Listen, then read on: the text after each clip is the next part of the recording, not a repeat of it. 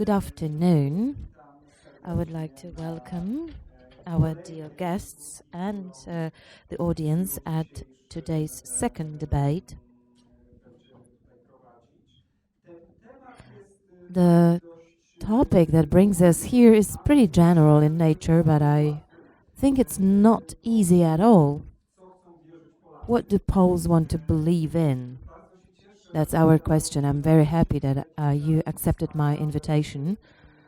With us here we have outstanding researchers, starting with Madam Professor Małgorzata Jacyno, sociologist of culture, author of a brilliant book about the culture of individualism. And as a researcher, I will be you do research individualism, and I will be asking you questions about it. Professor Franciszek, Czech, a researcher of conspiracy theories, author of the book Nightmares Scenarios about constructing fear of globalization.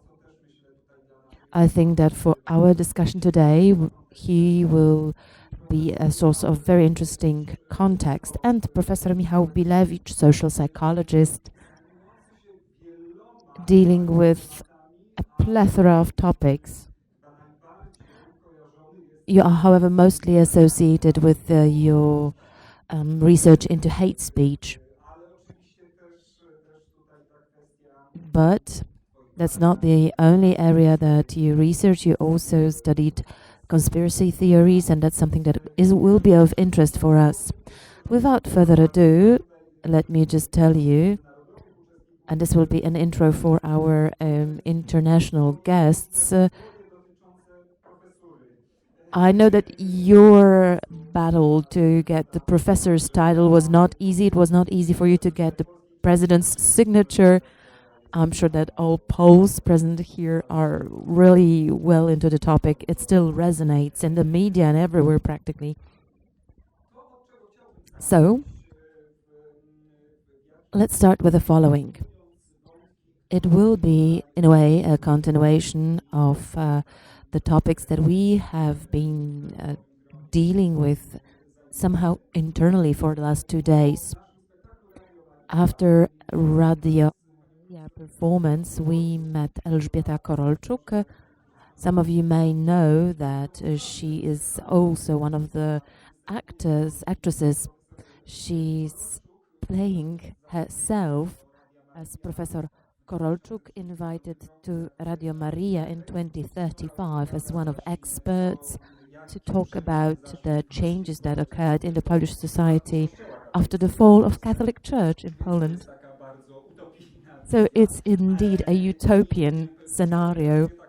Professor Korolczuk, in her conversation with us, said that we tend to dream too little. We don't create our dreams, our ideations about the future. We tend to focus too much on our tiny little matters of everyday life, our small reality. We don't give ourselves room for dreams.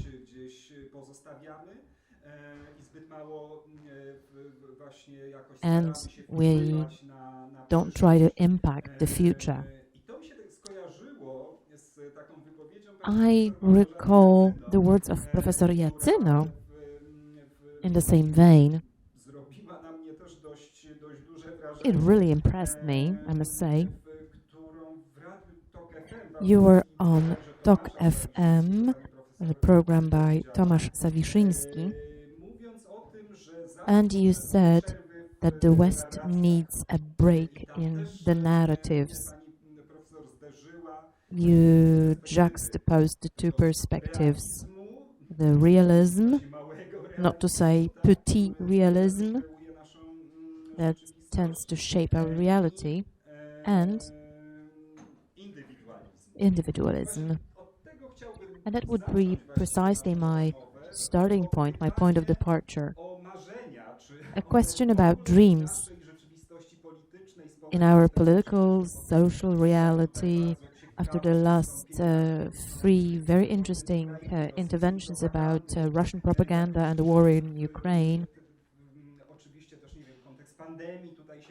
but we cannot forget about the context of the pandemic. With all that, right now we find ourselves in a totally different reality. Back years ago, when we started the project, they were non-existent, they just happened. And when rethinking the topic of faith, we had to handle other phenomena as well. They impacted our way of thinking about faith, but also had a huge impact in terms of organizational issues. So that will be my point of departure. Are we at all able to dream, to think of a better future, create some utopian visions right now when the gloomy reality makes us rather focus on small realism of everyday life? Thank you for having me. I would like to start with a reflection that keeps pestering me. I have my own conspiracy theory. This reflection or this thought tells me to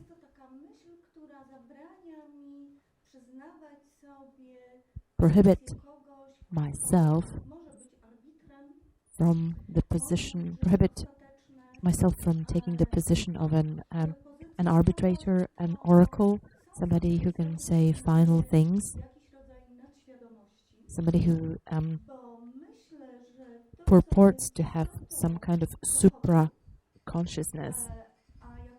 The essence of the West, according to most recent research, is something that Poles identify more with than, for instance, the Germans.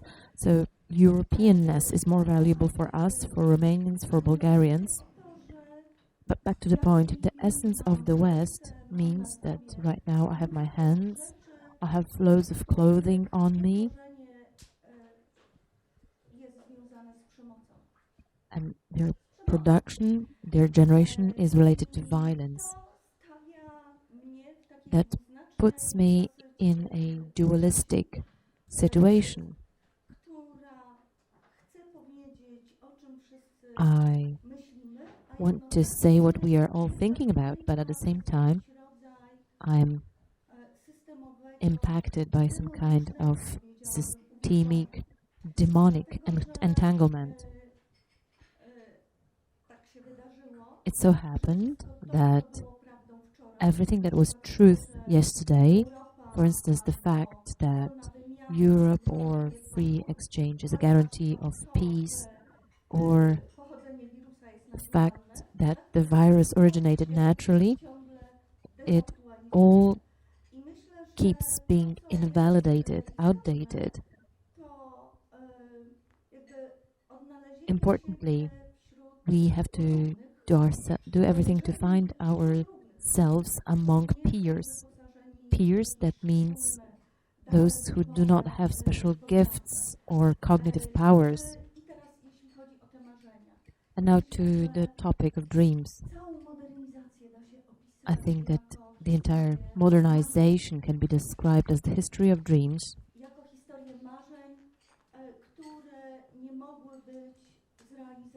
that could not be fulfilled. What do I mean here? The ability to pause the narrative about the happy history of predators. We got confronted with that in the relation with the events in Ukraine. In fact, we are entangled in these stories. As I said, it's a kind of demonic entanglement. Coming to an end of my intervention, I would like to say, as you, sir, mentioned church, I wanted to get back to a certain moment, showing that having different dreams have always been present.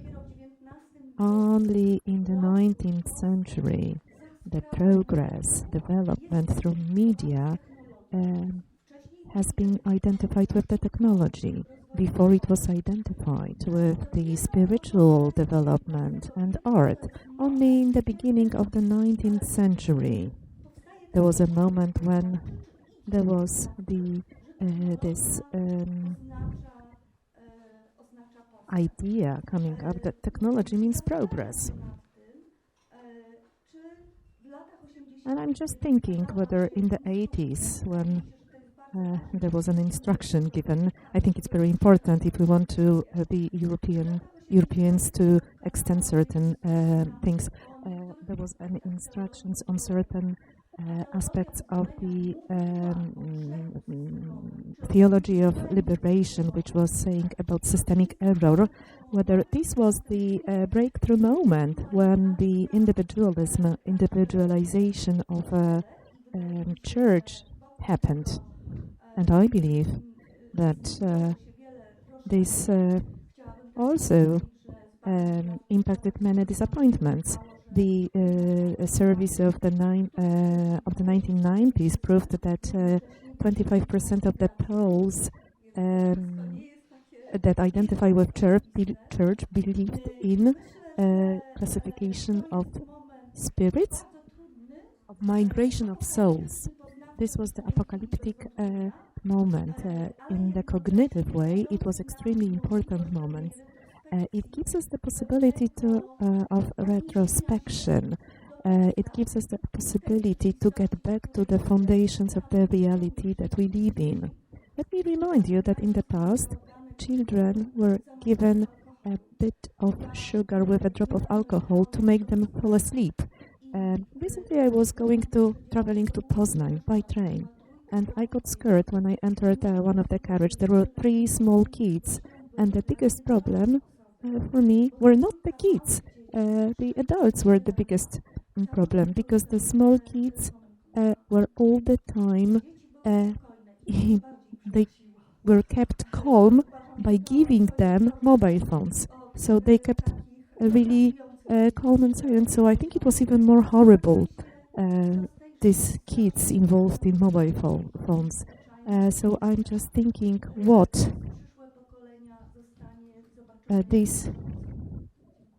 how the future generations would actually perceive us, and what they would perceive as the aspects related to violence. Let me continue now with Professor Czech. I would like to address him with my question. You, sir, deals with the scenarios of fear or creation of fear, and how this translates into the social divisions, how these social divisions, the way the social divisions are generated, the way how simple it is to manage certain social topics through creation of social fear. Can we take this topic from this perspective? Do we have any space for any positive dreams or positive utopias in the world where these divisions are created and where these divisions are politically simply used? Let me refer to several aspects that have been mentioned already. First and foremost, we have to remember the aspect of individualism. The contemporary societies are co-created by various individuals. So whenever we talk and think whether we can dream or not, let's remember we generalize. Here we have groups of people who, on the one hand, dream. They have extended dreams. There are groups of people who are led by imagination or who focus on the current issues, material, tangible issues. However, remembering this individualism, if we are trying to look at the strengths and tendencies, we'll see that there is yet another phenomenon appearing that would allow us to describe current contemporary reality, moving away from modernism to a different type of thinking, sometimes called as postmodernism. I like very much the Benedict Clayton's definition of postmodernism, who said that the postmodernism can be defined through fear. Postmodernism, it was a time of hope that we would grow, that we would develop. Probably it was very elusive, and we probably never lived fully in modernism. But this the forming motto was actually that we are progressing, that we are moving ahead, that we will be able to eliminate certain problems. That was the moment of modernism. But somehow it happened, due to many reasons, that we lost this faith.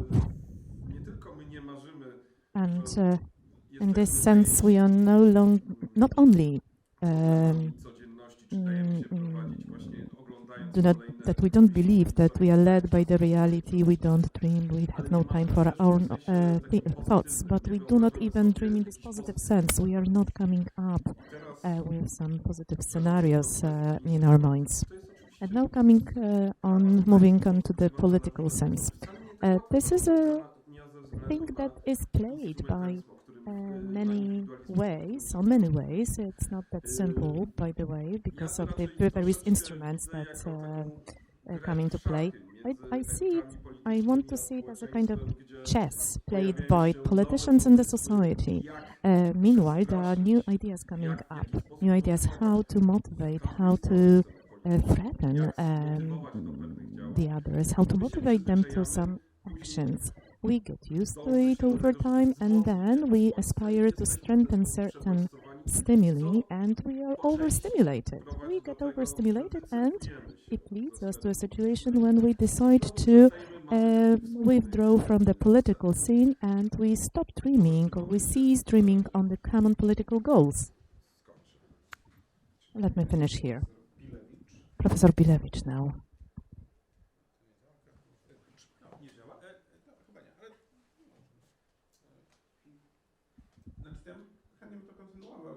I would be happy to continue this topic, the topic of fear and dreams. From the perspective of the psychology of the emotions, that's my area, fear is something that comes first. Fears comes before hope. Hope requires more contextual cortex processes, and fear can be processed very quickly, and fear does not let hope to come into play.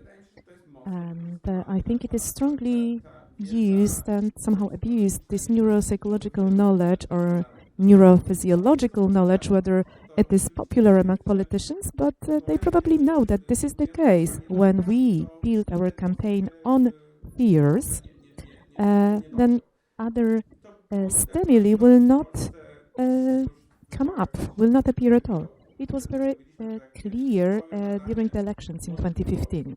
We surveyed young voters, and we were trying to see what is the motivation for them to vote for given political parties. This survey proved that young voters in Poland, well, 2/3 of the population, voted for one of three quite extreme right-wing parties. Law and Justice, Cookies Party that had many nationalistic deputies among themselves, and Korwin party, which was a kind of libertarian right-wing formation. And we were completely surprised. How is that possible that normally in the world young people vote for these progressive left-wing parties? How is it possible that these young people in Poland vote for the right-wing politicians? And we were asking various questions. We were asking questions to explain this. What motivates young people to vote for rightists? And we realized that the most important determining factor was a fear against Islam. They were fearing that too many Muslims would come to Poland, that the terrorists, that rapists would come here, and that there is a huge threat. They would pose a huge threat for Polish families and women. Let me just add this. This was a strong moment, a moment of a very strong campaign around this topic, using the topic of the refugees coming from the Middle East here. It's important for you to understand that following 2014, in the years 2015, 2016, in this migration wave, almost nobody came to Poland. Poland was not a destination country for the refugees, for migrants from Middle East. And that was exactly the politics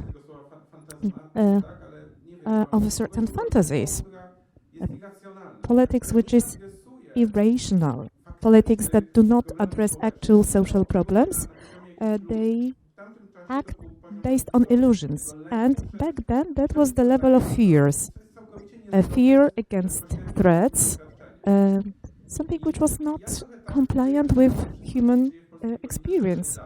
So recently in the Polish politics, there was an interesting conspiracy theory appearing, and I think it would stay with us longer.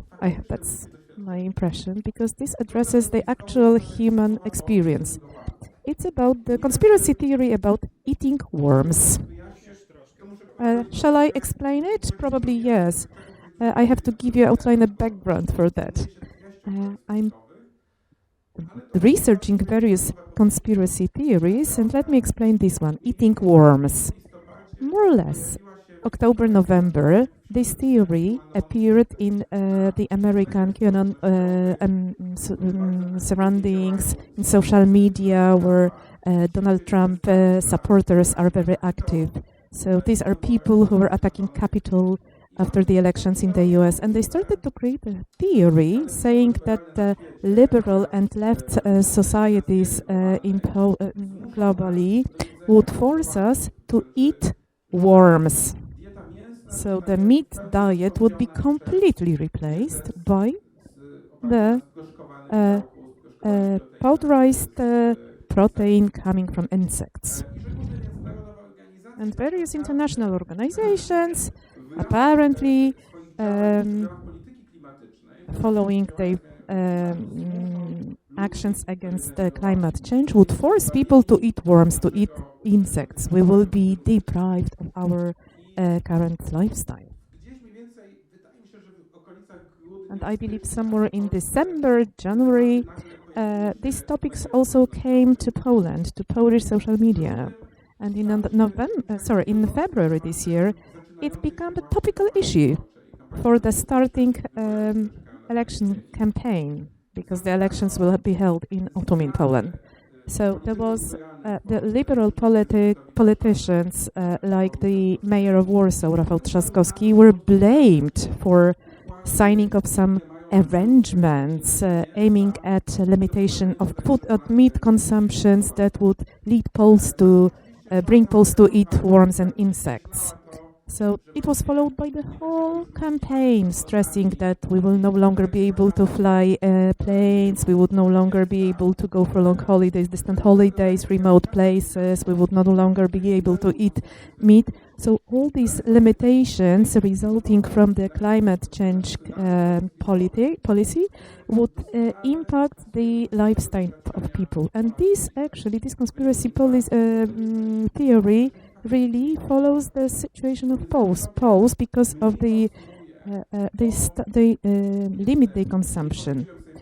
Some people saying that eat less or I consume less because I did not cope in this situation, it's really very dangerous. Of course, we will have to limit our consumptions. These are psychological processes, very complex, very hard to understand. But saying that there is something behind, like, international institutions, conspiracy theory that are represented here by the rotten intellectual elites in Poland, and these are the ones who limit our consumption. So this is a very popular way, actually, to take over power. If we could continue, I really wanted to touch upon that topic at the end of our discussion, so we somehow cut the long story short. Let's think about the last cover of Polityka, the opinion shaping published weekly. Indeed, that is a topic that really hits the headlines nowadays, and it may sound absurd, of course, but I do understand that it really does shape social reality. And that is precisely my question. How come? How does it happen that we are able to succumb to even so absurd theories like the insect theory? What has to happen? What has to occur in our mindsets? Is it a response to some kind of narrative helplessness? Where does this susceptibility come from? Well, Michał will definitely have more to say when it comes to thinking. I'll give you the sociological perspective. I'm always trying to look at a broader context.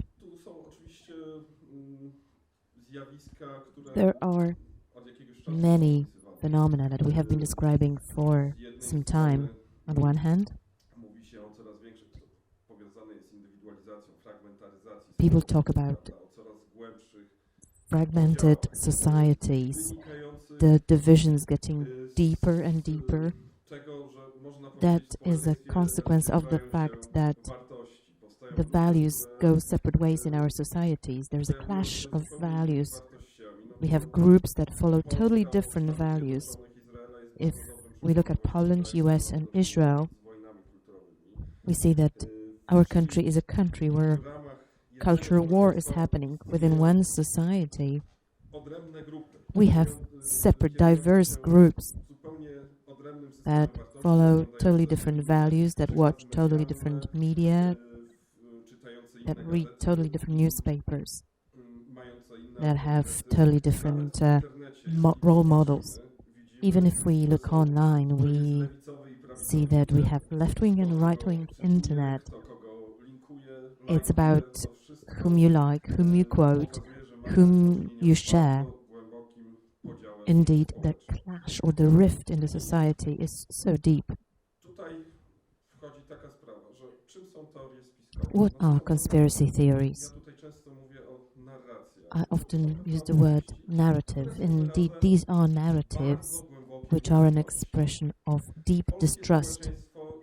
The Polish society is a society with extremely deep distrust in comparison with other European societies. Oftentimes, the distrust materializes in different stories, narratives about the others. Some time ago, there was a seminar. Professor Bilewicz was there, so was I. I was talking about the lens of conspiracy theories changing. Back in the 1990s, they were more focused on external actors. For instance, anti-Semitic conspiracy narratives are nowadays slightly less popular than in the past. They are still existent, but right now on the rise are the theories related to the other part of the political scene, the elites, the counter-elites, left-wing elites, right-wing elites. This is the ground, the foundation on which various abstract ideas appear. And Let me add up front. I see similar things happening on both sides of the stage. Each narrative can be described in different ways. You can select a more radical, less frequent version, but you can also select the narrative that is more popular, not so radical. For instance, not now. Well, it's not necessary to eat insects now, but it will gradually be the case in the future. There were some authors in the past saying that conspiracy theories are a kind of hyperbole. It is an over-amplified statement about a given state of affairs. Of course, if you want to criticize a given conspiracy theory, you would select the most radical conspiracy theory. But indeed, this is a continuum of conspiracy theories. And that's basically the crux of the debate in Poland. Something more about insects, about worms, about pest. Well, I'm a specialist in pest right now. But jokes aside, I research conspiracy theories. I read French studies. Then, oftentimes, I read The Secret Agent, Conrad, The Heart of Darkness. Well, we were performing it here in the theater, but that would be sensational. And if that's not enough, The Secret Agent, then I think of an anecdote. Two Jews quarreling about what God was, and God was fed up finally and looked at them from the sky saying, "Oh, shut up, you're wrong, you're stupid, the other one is right. The other one knows the truth." And he intervened like that 3 ways, and then one of the Jews said, "Oh, shut you up, you gave me my brain, you gave me my mind, so now sit still." And I would confirm what you just said. Recent research of the activity online shows us that people don't want polarization. Polarization is artificially generated. We've had many people talking about the moment when they left international corporate bodies. We had many whistleblowers telling us that there is huge manipulation happening online, and the true manipulators don't have any particular views. Their aim is to create polarization, but they are not followers of any ideologies. If people don't want to be polarized, they don't become easy targets. So are we really so polarized like we imagine to be? In Poland, we lack a certain language. I can say that we have our deep state, but that means that I'm a follower of conspiracy theories.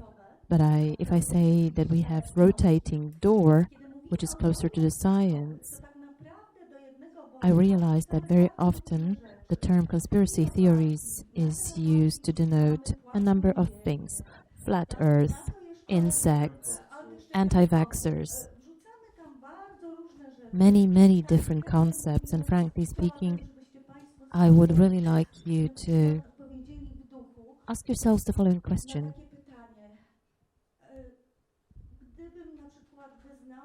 If I told you at the beginning that I think that the Earth is not so round, perhaps not totally flat, but not so round anymore, and then if you convinced me, if you managed to convince me that it is round, well, it's not round, it's an ellipsoid in shape, what would it change in your life? What would it change? Think about similar situations. I think there's a huge rift between what we talk about in public debate and the fears that we have inside. Think about the moment of huge fear that you were experiencing. For instance, when you had to get your medical test results. I was often asked by others to pick up their medical test results because people were too afraid to do it themselves. I didn't know how to share the results with them, whether I should smile or try to console them. What is the meaningful way to go? I think there is anthropology behind it. If I pick up somebody else's medical test results, I will somehow shoulder some of that fear, pain, anxiety, maybe just 1/10, but it will bring some relief, because it's not only about the actual activity of smiling, being consoling when you hand the document with the medical results. It's about the fear, existential fear. What comes next? What will happen to me, to my children? I think that all the time there are some very intimate fears that we are experiencing, but we tend not to talk about it. Instead, we talk and we amplify online topics that allow us to talk about fear, but they are not related to what is of essence for us. Immigrants. We mentioned that topic. This topic resurfaces all over in Western Europe. Fear of longer queues to doctors. I read a lot of French researchers, and what I remember is an interview with Michał, a 58-year-old worker, stating that he lost his job because there was somebody ready to get lower money for the same work, and he says, in the morning I'm a racist, but in the evening we go for coffee with migrants. I think we cannot forget about it. We cannot forget that we have different forms and different manifestations of racism, sexism, different phobias, and we all have in us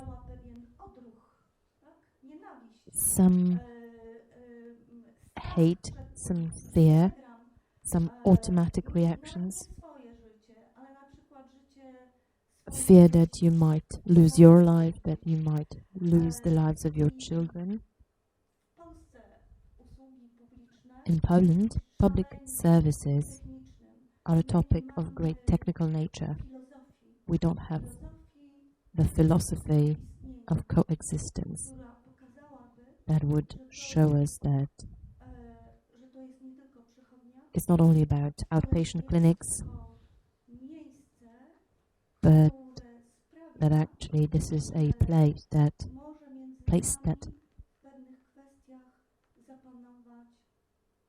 allows peace to exist among us.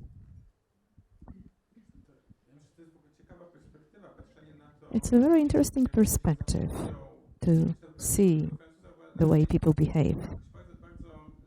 Thinking of this French guy, it seems to be very meaningful. It may only happen when the other, the alien, is around you. If you are if you meet him face to face. And all this was not possible before 2015. And this is the whole problem. The fear made you take certain decisions, like support politicians on certain policies that would build the wall on our Polish borders. And we've seen this in our research, that people demanded it. They demanded from the politicians to build the wall against, to introduce tortures for people who were coming to Poland, the migrants. So it's like they were demanding to break the human rights.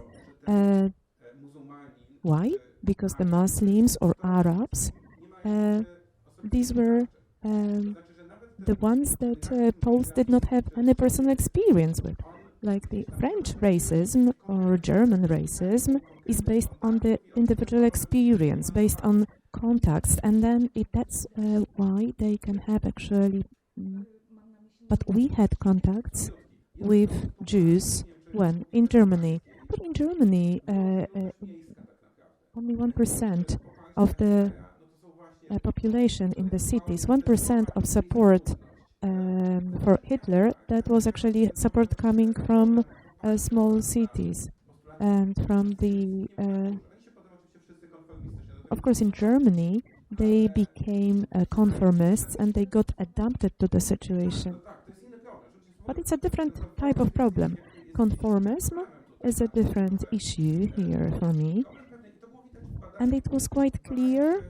It was proven by our social service in the 2015-2016, comparing the prejudices against migrants in Europe. The biggest fear in Eurobarometer was proven, proved that the biggest fear was in Poland, Baltic states, Hungary, Slovakia, where migrants did not come at all.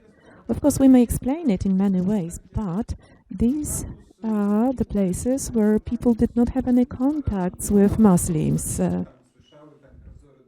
Let me add that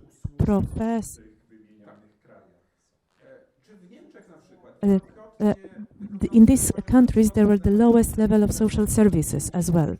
And of course, but after so many years, the social services level actually got equalized, or they improved. So we can see this lack of contact with migrants.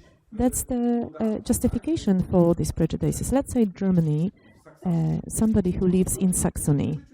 These Germans never seen anyone who is alien in terms of cultures, and these were the people who support EFD, who, when there were some closed camps for migrants, in such places, these people were protesting against. They were setting fire on these camps, for instance. And that's what is happening in Poland. The law and justice and the fact that Warsaw became a multi-ethnical city. I'm not talking about people or migrants coming from Ukraine. Warsaw became multi-ethnical, but there are many other places in Poland where many migrants recently came. So it changed the situation, and it weakens the mobilization potential of these fears. So if we actually step down to the level of fear which is based on experience, tangible experience, there is a bigger chance for people to behave more rationally.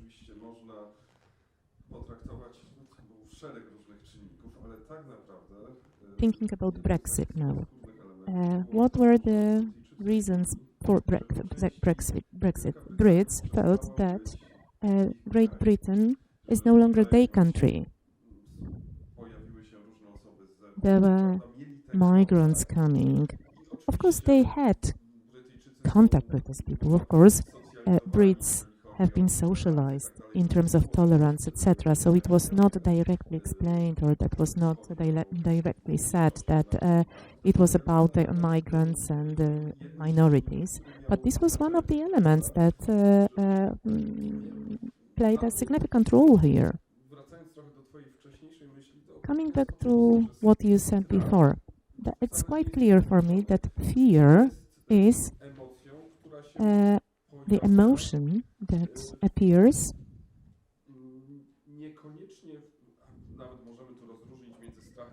We can even actually think or distinguish between fear and anxiety. And this is the emotion that appears when we feel that something is wrong, but we can't precisely say what is wrong. We can be afraid of entering the forest. We don't know what may happen, but we think something wrong may happen to us. And the clear fear is when we are afraid of something tangible attacking us in the forest. So this is always the emotion that, at the semantic level, it's just, the same. We are just purely theoretically making this distinction. But fear, this is the emotion that is somehow surpassing us. It refers to certain scenarios that I outlined, things that may happen potentially in the future, in 5-10 years time. Talking about these worms and insects, it's not the case that they will ask us actually eat the worms right now. But these theories are quite attractive. I think it is attractive. However, as you said before, we stopped thinking in the positive way. I somehow refer it to postmodernism. We started to think through our fears. Maybe this is the problem of the third word. There is a work by Enossi that shows different cultures of emotions in various regions. And the Western culture is a culture of fear, but the Eastern Asia is the culture of hope. The culture of anger, it's Arab culture, where the emotions are somehow reflecting past experience that triggered fear and need to change the situation. In fact, we face the war of fears. Your research also proves that when it comes to social distance,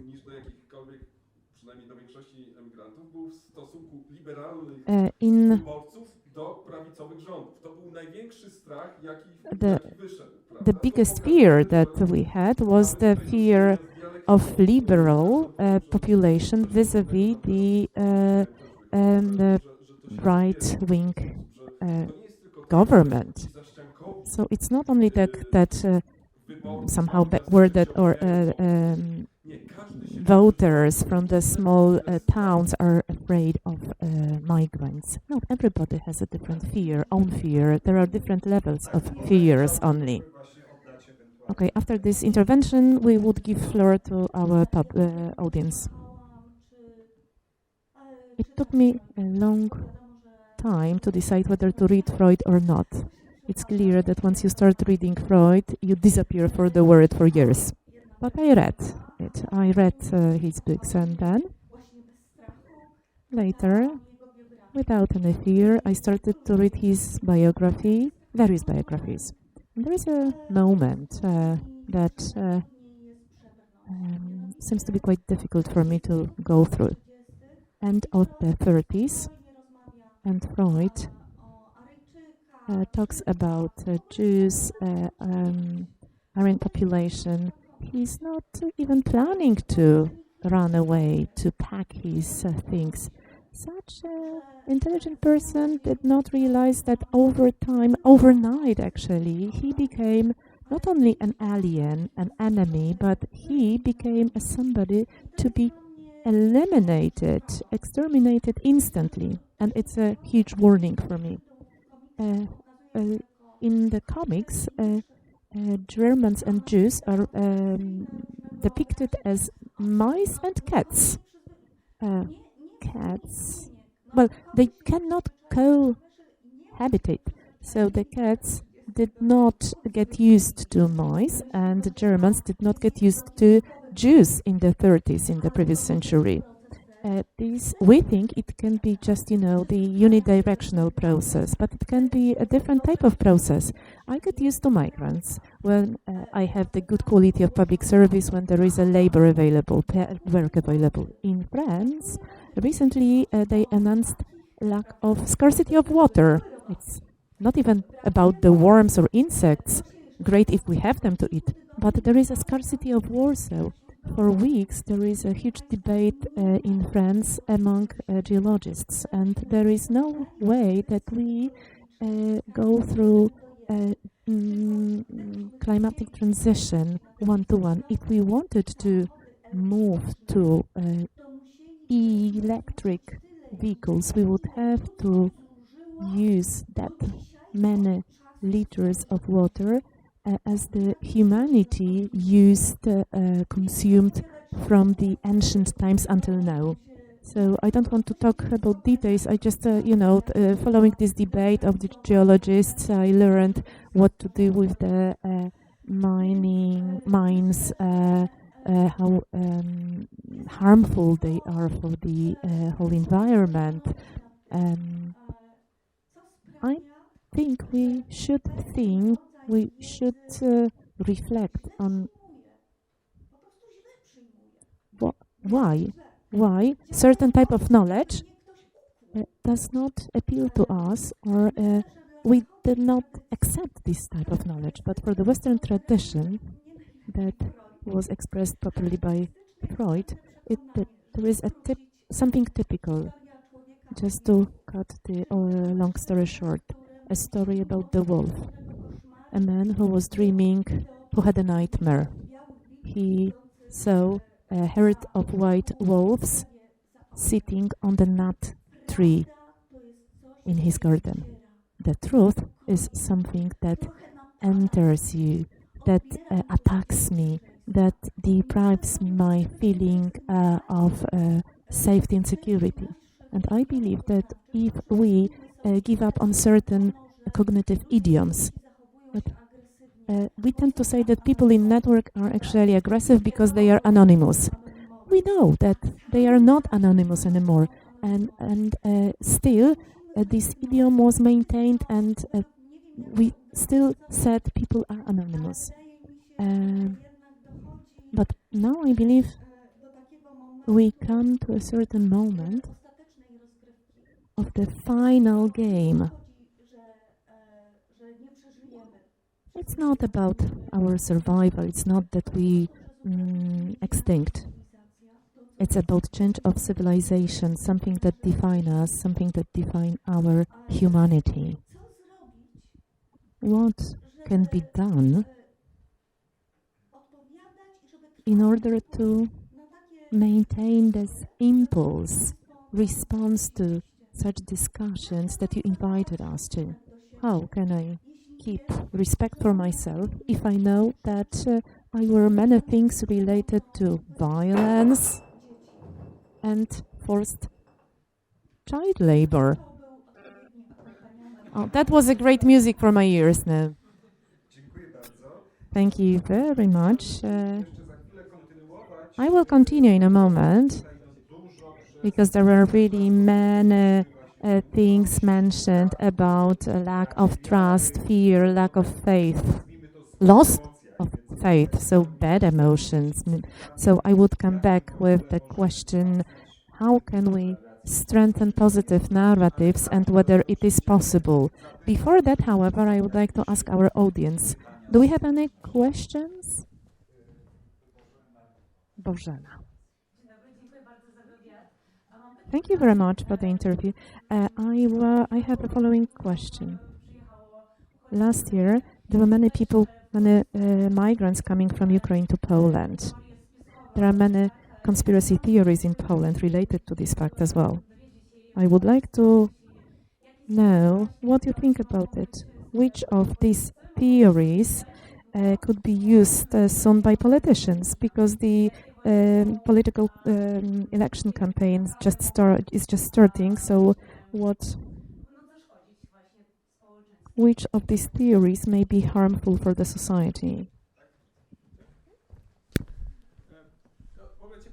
Well, indeed, that's an interesting topic. We looked into it some time ago.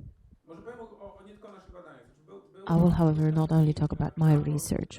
Let me start with a report by Mr. Sedła and Sierkowski, based on focus groups in Poland about democracy. They were carried out during the war in Ukraine,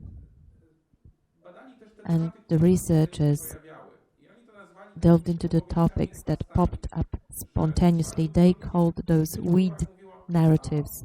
A lot of people would say my hairdresser told me that Ukrainian women are hunting for Polish men. They want to seduce them, seduce the men in the families that gave them shelter. This was said to be hugely dangerous. We decided to look into it. We carried out a research focused on gossips about Ukrainians. We repeated the study a couple of times, and luckily it turned out that majority of Poles don't believe it. We asked, for instance, do you think that the war in Ukraine is a result of some background agreement between superpowers and the flow of migrants coming to Poland is controlled by Putin? Do you think that the Polish government is abusing the situation in Ukraine to gain more control over citizens? Or the war in Ukraine was inspired by corporate bodies wanting to sell more weapons? Russian intelligence is using the flow of migrants to have more agents in Poland. And apart from the last one, the one about secret agents coming with the migrants from Ukraine to Poland, this was the only one that was told what was received as something probable. All the other ones were not, and that did not change over time. On the other hand, empathy and support were prevalent in Poland. So the potential for such conspiracy theories in Poland is very little. Political parties that try to use it are rather on the peripheries of the political scene. These are not the main right-wing parties. Just to add to what my colleague said, I fully agree with you. We do have a small body of research showing that there are just a few people supporting and believing in fake news about Ukraine. In the research, we asked one question: are these war migrants or intentional migrants? I think it was 8% people who said that it was intentional, and around 8 people said that it's probable that it was an intentional move. 15%, that's not that much, but at the same time, it's a lot. What kind of vision of reality do you have to be able to look at what is happening that way? Luckily, when it comes to the Polish political scene, sometimes we do see that political parties are trying to abuse or amplify certain messages. However, right now, everyone is speaking with one voice. All the main political parties do not use such conspiracy narratives or fake news. The only exception is Confederacja by Korwin-Mikke. It's the extreme right wing, and it seems that they are trying to be the anti-establishment party to differentiate themselves from law and justice. I would assume that people who believe in different theories about migrants from Ukraine will vote for Confederation.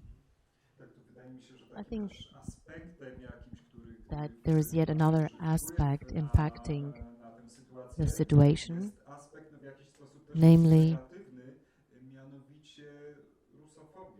we tend to have a phobia against Russia. We are Russophobic, and it has always been the case. That might be an important element of the game, but I'm not saying it as a sociologist. I did not carry out any research or no studies. That's interesting indeed.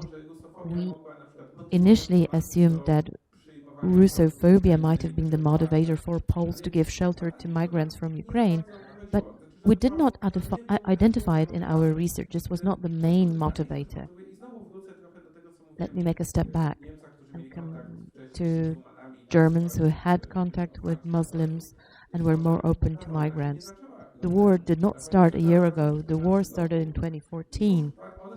Since 2014, in Poland, we've had loads of migrants from Ukraine, from the east of Ukraine. Estimates vary from 1 to 2 million Ukrainians who were living in Poland already a year ago. That is more or less comparable to the number of Jews living in Poland before the war, or short of 10% of the Polish population. If I know somebody, if my child goes to school with a child of migrants from Ukraine, if I work with somebody from Ukraine, then if I hear about what is happening in Irpin, in Bucha, I see people getting on trains, escaping with their children with whom they've spent the last week in basement, I'm much more likely to give shelter to people or to help rather than to demonstrate and support building of a wall at the border. The situation is totally different, and it's about likelihood, about similarity. We can easily imagine something like that happening to us, but to discover the similarity, I have to know them.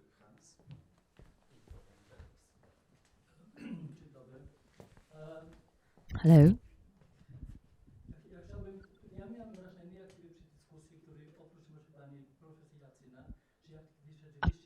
Apart from you, Madam Professor, I felt that there might be some specificity of the paranoia, of the fear here. For instance, in Sweden, right now this is no internal fear.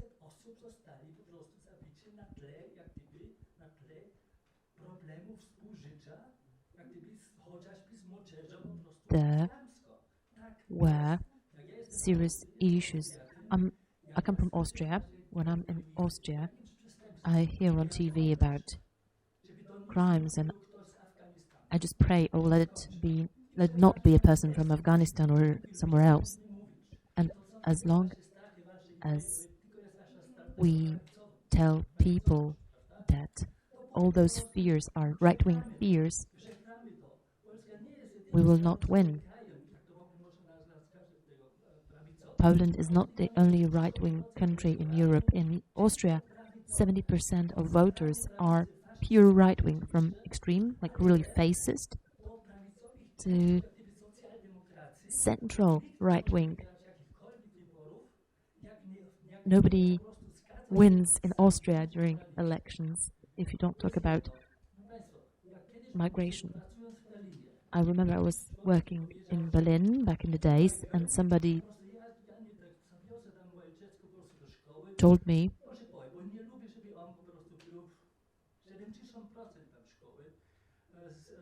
that he didn't like the fact that his kid would go to a school where there were many foreigners. Right now I'm older and wiser, but if I had the choice like that, a school with a lot of migrants and without migrants, I would find it hard.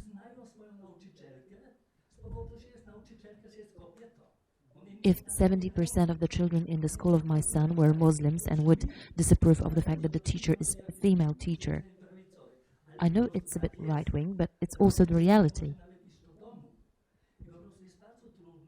It is very hard in districts like Neukölln to convince the people who are facing murders of honor every day, because they are living in a totally different reality, totally different circumstances. So you cannot easily say that it's just about us. Well, I'm so happy that you mentioned it. What I recall from my first journey to Vienna is the fact that around synagogues you have police and soldiers. I know that perhaps the same is happening in Poland, but the same goes with kindergartens, Jewish kindergartens in Austria, in Italy. They are protected.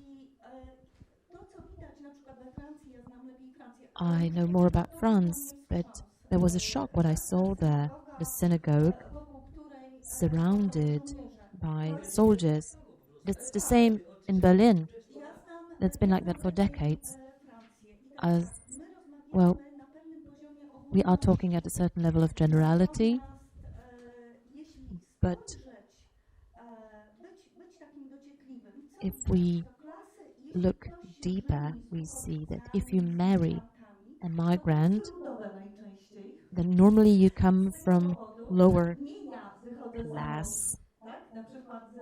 It's not me marrying a man from Morocco or Sudan. It's rather the people's class, lower class of the society. The French say that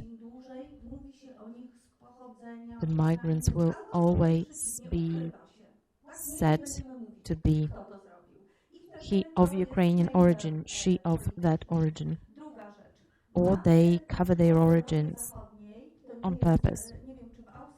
I don't know what the situation is in Austria, but in France that's very common to have small villages or even towns which are depopulated. 40% of people moved out. There's no work, there's no jobs because a big production facility was shut down. The government says we will fill up the missing population with migrants. And then the migrants take over control in a given locality, in a given town or a village. Then it becomes a problem, etc., etc. Let me draw your attention to one further point. We talk about politics. I think it's so typical for CEE region, for the post-communism past. Democracy is about everyday life. Democracy is also rivalry at work. Rivalry when I call my friend who is the head of a ward in a hospital.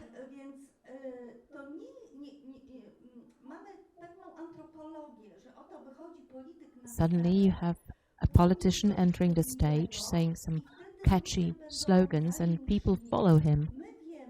We know that now in Europe we are struggling with something totally different. Absenteeism. Sometimes, especially when it comes to the younger generation, 80-something% in some small and medium-sized localities. So, whenever you talk about something like that, you have to think whether you amplify or you accompany what is happening in the political field. Politicians want us to notice that we are getting Ukrainized, that Poland is getting Ukrainized, whereas the problem in fact is different. A doctor, birth ward, good school with good financing. If a migrant child is sitting next to an Austrian child, let's not forget that. And that's what I know from French schools. In a class of 32 people, there were 5 kids from Ukraine. They don't speak French. What should the teacher do? We would have to get more money, additional classes. The teacher is not a miracle worker. How can you teach geography to somebody who is 12 and does not speak a word in French? Apart from bonjour and merci. How are those people to teach geography? Let's not focus on the narratives that politicians expect. Give me some narrative, or give me a narrative, give me something cool. Let's look at the democracy that originated in Europe in the 18th century. Democracy on the level of everyday life. Democracy that is about the right to fiction. Is it like right to dreams? To have a teacher who will be able to do it, a right to dream of it, to make sure that teachers get paid for teaching kids, those kids who are on the run, who are so full of fear. Can we expect the teacher to teach them French peacefully? Would you like to add anything? Nobody is saying that migration is an easy process. So it's a challenge. And maybe it helps us to get rid a bit of this responsibility for my T-shirt from C&A that was produced by forced child labor that Professor mentioned. And maybe that's how we are actually taking over a certain burden of these inequalities. Let's remember that people who come from the places, countries in war, they came together with traumas. Recently, we've heard that in Ukraine there are 30, 40 people suffering from PTSD syndrome. When we researched Ukrainian migrants in Poland, it was like 50%. 50% of those coming to Poland, they have symptoms of PTSD syndrome. It's not surprising that among these people, we may have people that would commit crime or that would behave aggressively. It's natural. And we, as state, we are responsible to go through this process, assimilation process for migrants properly. In Sweden, when there were ghettos built in Malmö or next to Stockholm, there were these ghettos or locations with the pathologies. This is the failure of this state. And no matter that all of a sudden you have right-wing politicians who actually use it. I don't want to say that Polish actually has the monopole for some anti-migration views. In Poland, they are quite elusive. It's about the illusoric reality, whereas in the other countries, these are the outcomes and effects of the failure of the assimilation process, the weakness of that given place. Let's compare it against Canada. They have better results and they don't have this kind of tensions, and there are no attempts of assassinations by the migrants, whereas in Sweden they are quite numerous. Why in Canada they succeeded?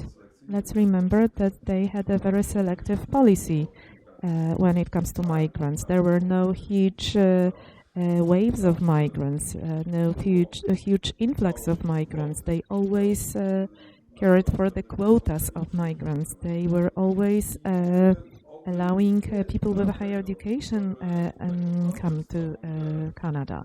I don't want to say to challenge the whole idea of migration and assimilation, but there is yet another aspect important here. And again, I would come back to individualism.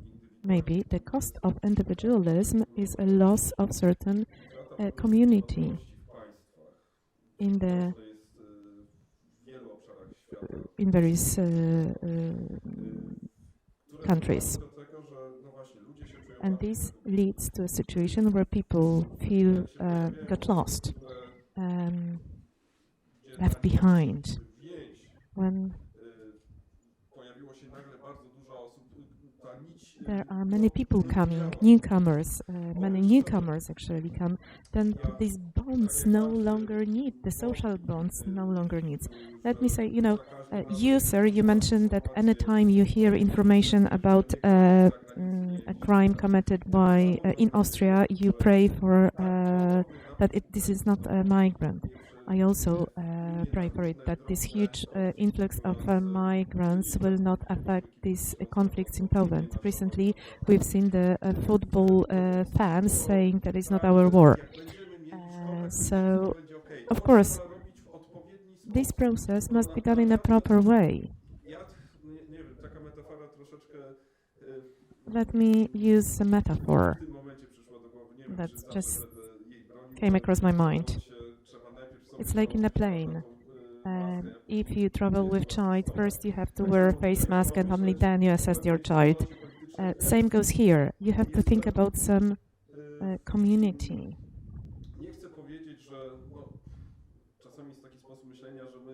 Sometimes we tend to think that we are poorer than Germans, before we reach this social state, we won't be able to help others. No, it's not the case.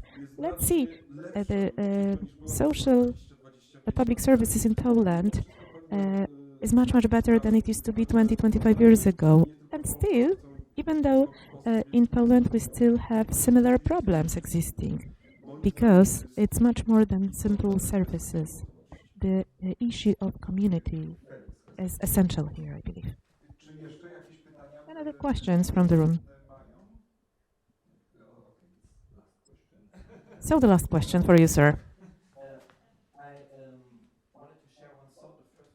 Ja chciałbym najpierw odpowiedzieć do Państwa komentarzy. Myślę o migracji w Niemczech. Myślimy o czasach po II wojnie światowej. Silna społeczność, która odbudowuje nasz kraj. Nikt nie myślał tutaj o takim priorytecie, jak obcych integrować, jak tak naprawdę dawać im usługi społeczne. Myśleliśmy tylko o tym, no tak, musimy odbudować, a potem oni wyjadą. Nie wiem, czy tak naprawdę myśleliśmy o tym. Niemieckie społeczeństwo myślało, tak, ci gastarbajterzy, oni kiedyś z Niemiec wyjadą.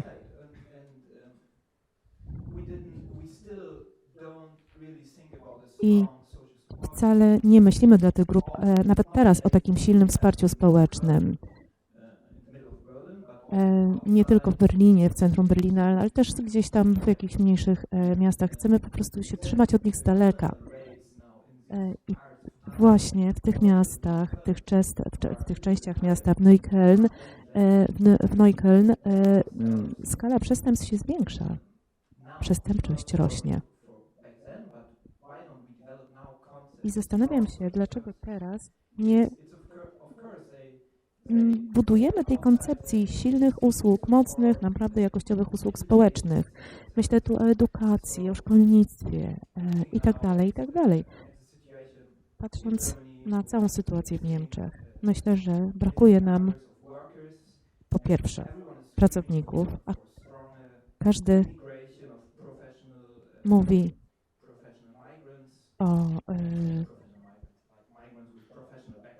o tym, że mogą nam pomóc migranci, którzy są w czymś wyspecjalizowani, specjaliści, eksperci w poszczególnych zawodach. To się uda tylko i wyłącznie wtedy, kiedy będzie poparte jakąś koncepcją społeczną dotyczącą migracji, asymilacji migrantów.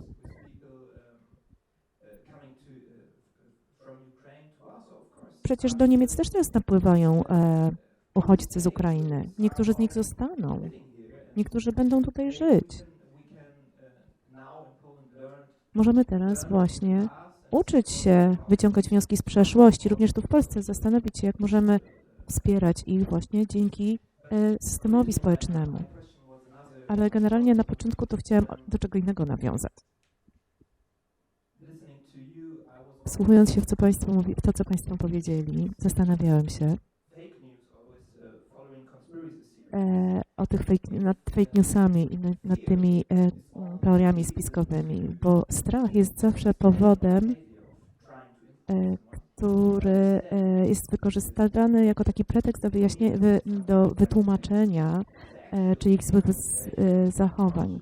Ale często naprawdę ten strach nie jest motywowany jakąś świadomością, ale czasami chcemy w ten sposób wpływać na innych, przekonać innych, tu i teraz, na przykład, tak jak w tej dyskusji próbuję pokazać swój punkt widzenia.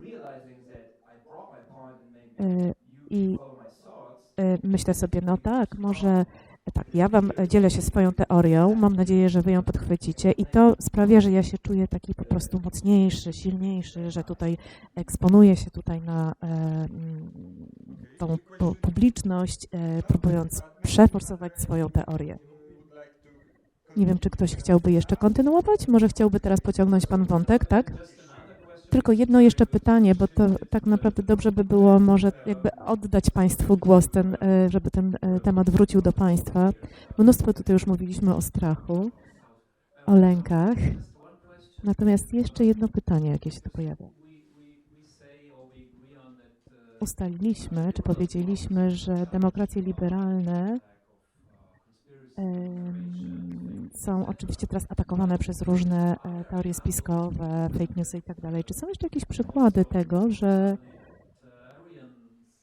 systemy czy społeczeństwa totalitarne również są atakowane przez właśnie takie fake newsy, na przykład dotyczące dyktatury? Czy jakie teorie konspiracyjne możemy tutaj wysnuć, wygenerować, żeby po prostu doprowadzić do upadku Putina? Let me take the first question, which was about the fear. Of course, there are many reasons. One of these reasons often can be money. I forgot name of the town in Macedonia, northern Macedonia. It turned out that many people live on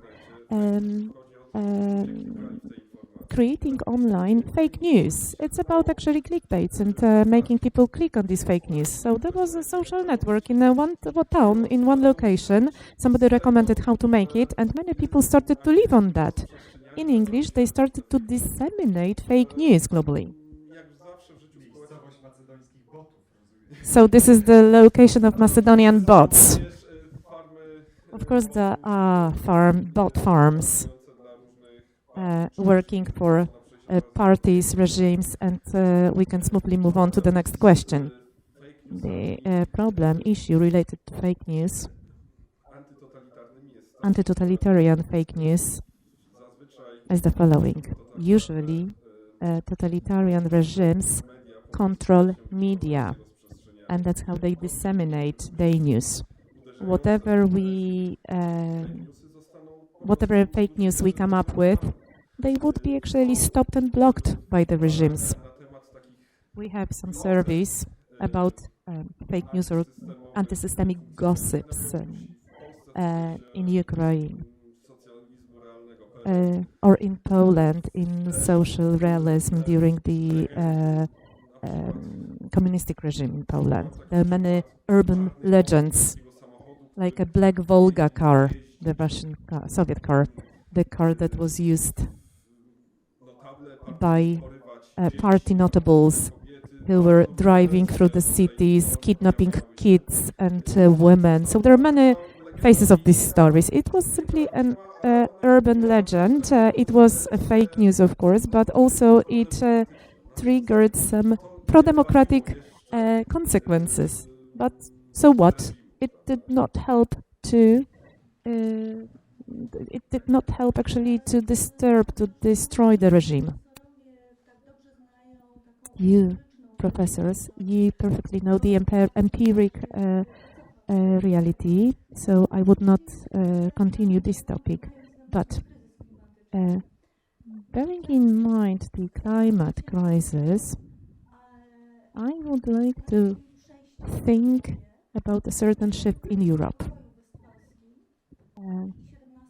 I'm thinking about the Westphalian peace in 17th century, and I want to say that we have a good tradition in Europe to acknowledge necessity and possibility of coexistence and cohabitation. Current problems in Poland, however, are related to church. I have such a provocative thought. What would happen if we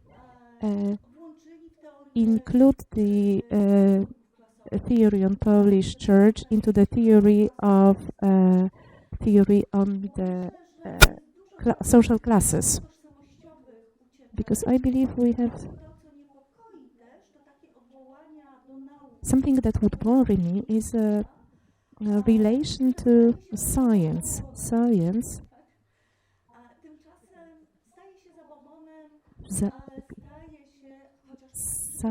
that becomes a superstition. But let's remember these big systemic changes in the 19th of 20th century. This is the time of New Age, magic, astrology in Poland.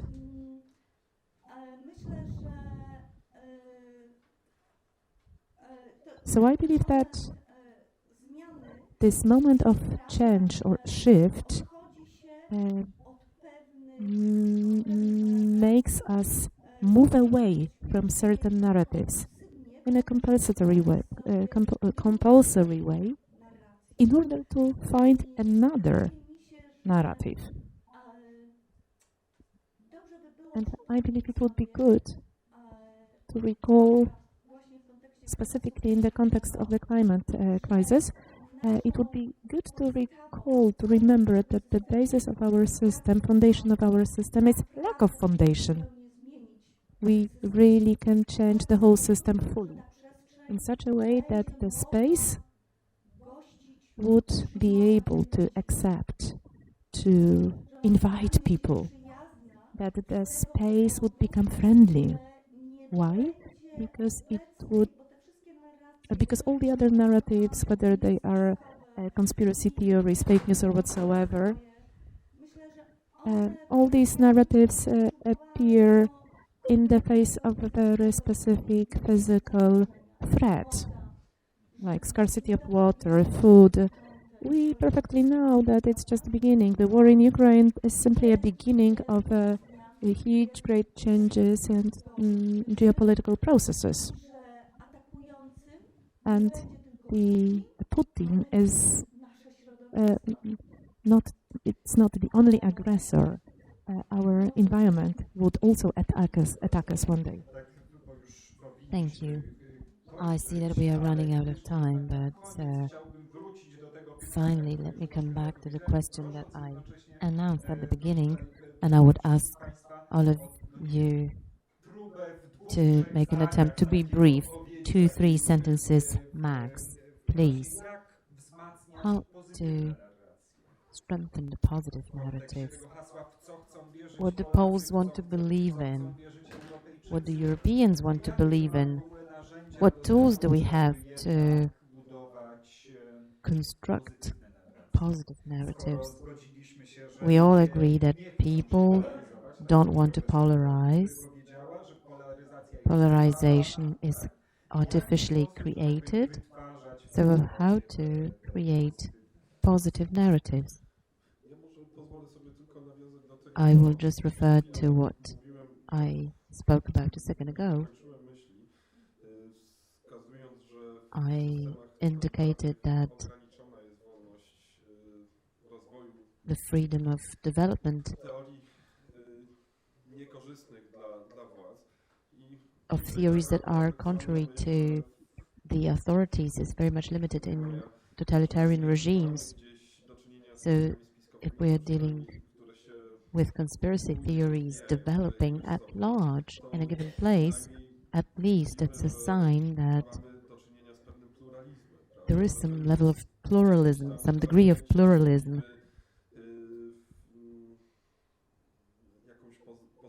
That might be a positive sign in itself. Sometimes you can talk absurdly stupid stories. It might be an indicator for the future, or perhaps a word of consolation. Let's not be so concerned about everything. I also spoke about the sense of community. This is a broad topic deserving a separate discussion at least. But I think that the sense of community is something that we lack in this highly polarized world. One day, many years ago, I heard the term over-politicized, that our political culture is over-politicized. And back then I didn't understand it. What was it about? It's good that people think about politics, that they deal with political issues, but I remember my family sitting at a table, and then it turned out that we have political barriers separating us in our everyday family life, leading to a number of confrontations. And I thought to myself, well, perhaps indeed we have over-politicized social processes, our social rituals or behaviors. That would be the direction that I would indicate. How to approach it, I have no recommendation for the time being. Well, old narratives were not that bad at all. People just didn't want to implement them.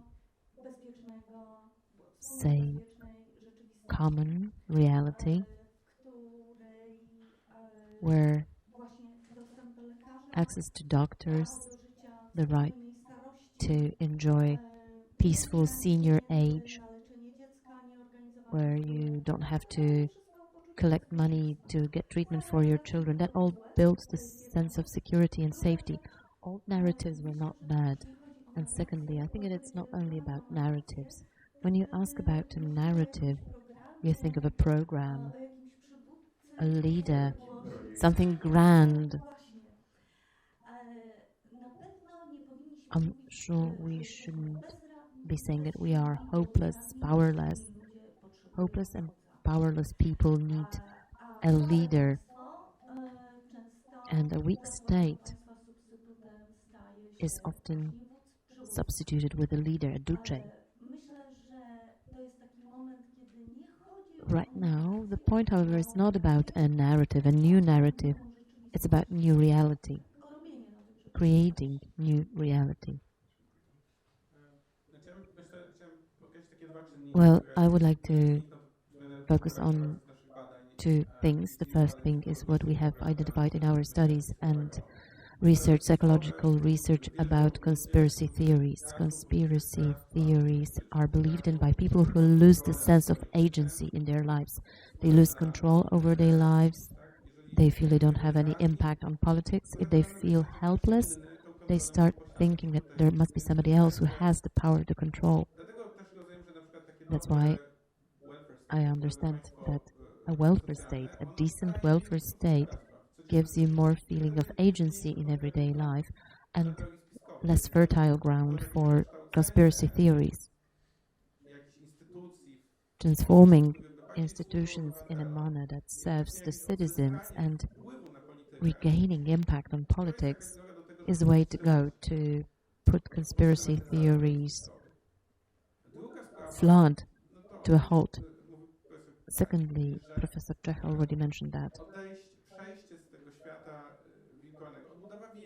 Rebuilding social bonds, not living in the virtual world anymore, fostering contacts offline, not immersing ourselves in the reality of social media. Again, there's a lot of research confirming that if you have strong emotions in your tweet, there is 20% higher chance that it will be retweeted, and that leads to polarization of the media. This is rooted in its algorithm. I use Twitter myself. If I tweet about something that is very polarizing, I express my indignation, the chances are higher that people will retweet it, and I'm satisfied. It's pure behaviorism. I have more likes, more retweets. It's a simple behavioral tool. I'm a rat that is just getting a strong signal for amplification. What gets amplified are the things that polarize us, that are related to conspiracy theories. And if we do not decide to quit the virtual world and come back to the old world, meeting people offline, how to do it? Switch off those damn phones.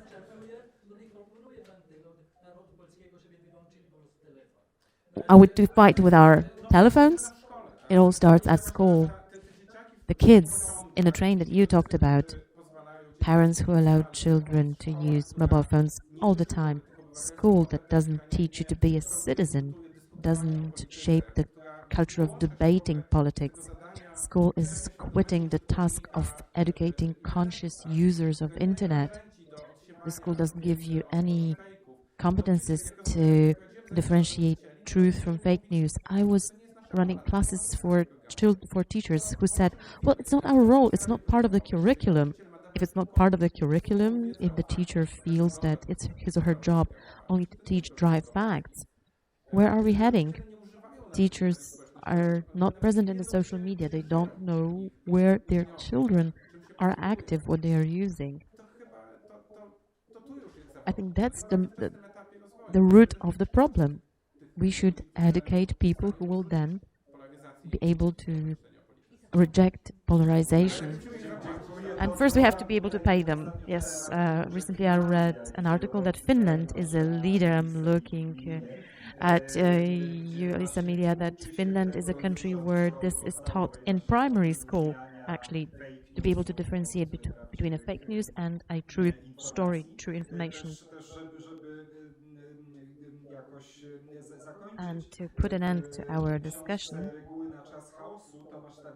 Tomasz Stawiszyński, in his book Rules for the Times of Chaos, Tomasz was supposed to be on this panel, he talks about rule number 1,